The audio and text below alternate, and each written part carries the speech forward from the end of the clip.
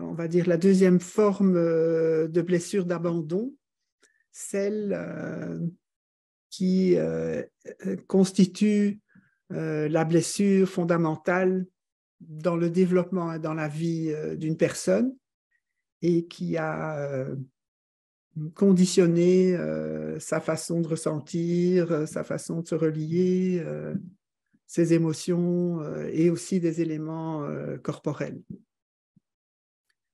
Alors, et des protections aussi, il va mettre en place des protections pour ne plus trop souffrir de situations et blessures d'abandon qui étaient quand même assez fortes sans passer, on va dire, à ce stade d'être traumatique, dans le sens où la survie n'a pas été engagée, la survie ou physique ou psychique, dans le sens, la survie psychique, ça veut dire ne pas sombrer dans la folie, dans l'autisme, donc mais une blessure d'abandon quand même si profonde qu'elle a suscité du désespoir et une souffrance inintégrable.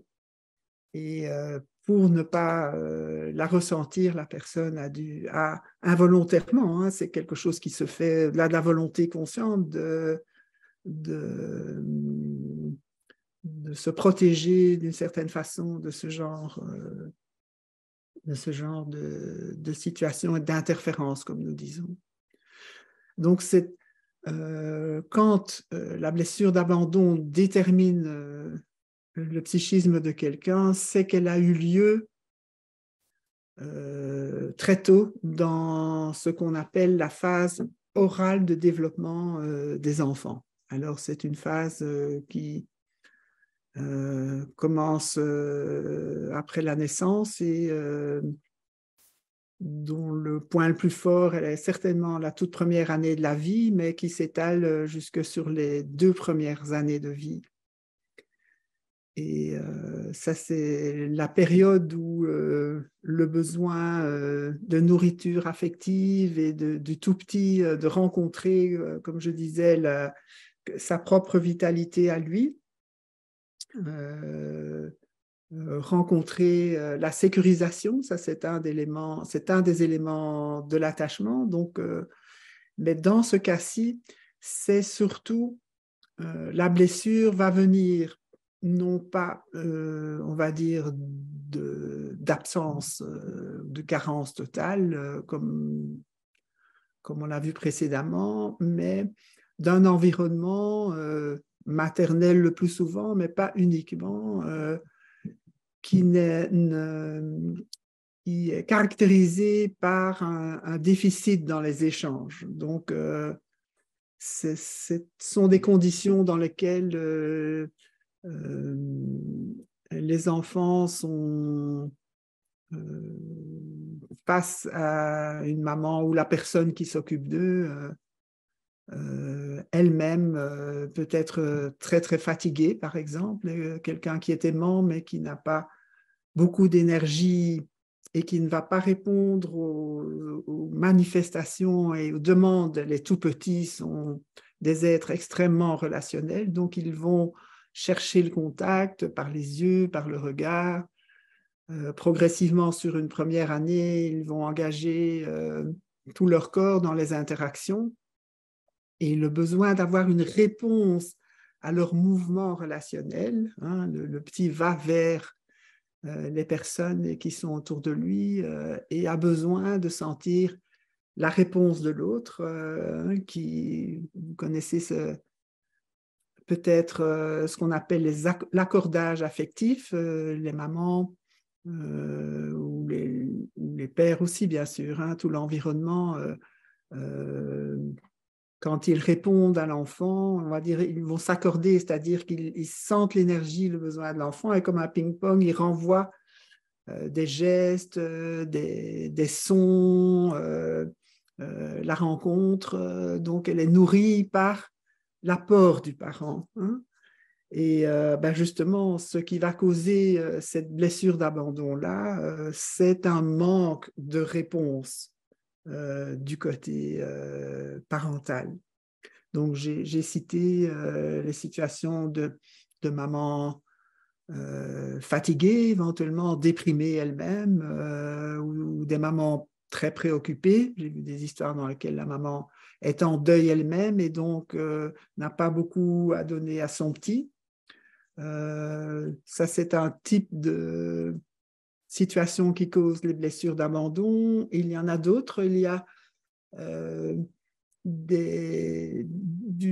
vraiment trop peu de contact. Hein, des exemples, j'en ai un d'un enfant qui a été élevé par des parents qui tenaient un magasin et puis qui laissent l'enfant dans la pièce arrière parce qu'il n'est pas placé en crèche. Et puis les parents sont à peu près toute la journée occupés à leur négo et vont de temps en temps donner un peu de contact à l'enfant, mais trop peu. Donc les contacts eux-mêmes sont peut-être très stimulants, mais quand il y en a trop peu, ça devient une souffrance en fait. De voir tout le temps sans passer alors qu'on en a fort besoin. Et donc, ça, c'est une autre, donc des moments donc, de séparation aussi. Il y a des enfants qui ont été, pour des raisons familiales, je vais vous montrer d'ailleurs un petit film qui montre bien ce qui se passe dans ces cas-là, quand l'enfant est écarté.